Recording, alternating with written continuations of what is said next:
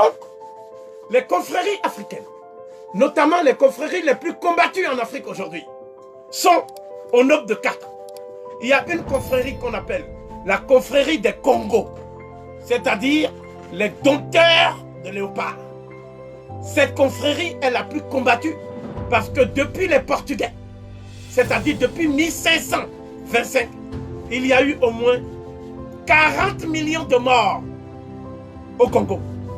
On appelait Congo la RDC actuelle, le Congo-Brazzaville, l'Angola, le Gabon, une partie du Cameroun.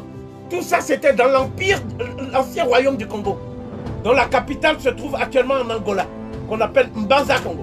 Donc cette confrérie-là, on continue à lui faire la guerre aujourd'hui. Parce que le Congo, le bassin du Congo, c'est le lieu où il y a les 3/4 des réserves énergétiques et minières de la planète. Il y a ensuite le Nigeria. Si vous avez des sectes comme Boko Haram, ce n'est pas pour rien.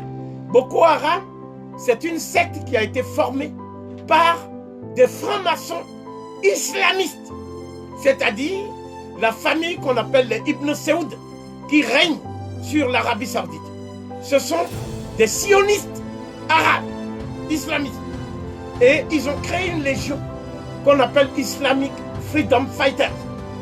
Et cette légion, un de ces détachements, c'est ça qu'on appelle Boko Haram. Et le but de Boko Haram, c'est de s'emparer du Nigeria et des richesses du Nigeria pour mettre ça au service du bloc occidental, dont l'Arabie Saoudite, le Qatar, les Émirats sont des alliés stratégiques.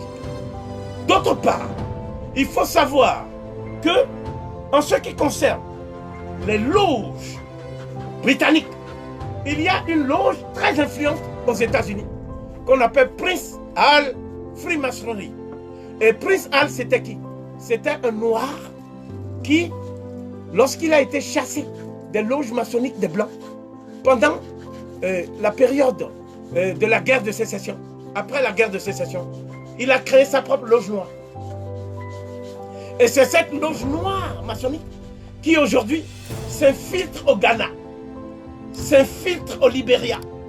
C'est cette loge qui a doublé l'UNIA de Marcus Garvey et qui est même à l'origine de la destruction de l'UNIA. Les libéraux juifs étaient membres de cette loge. Les Noirs étaient membres de cette loge.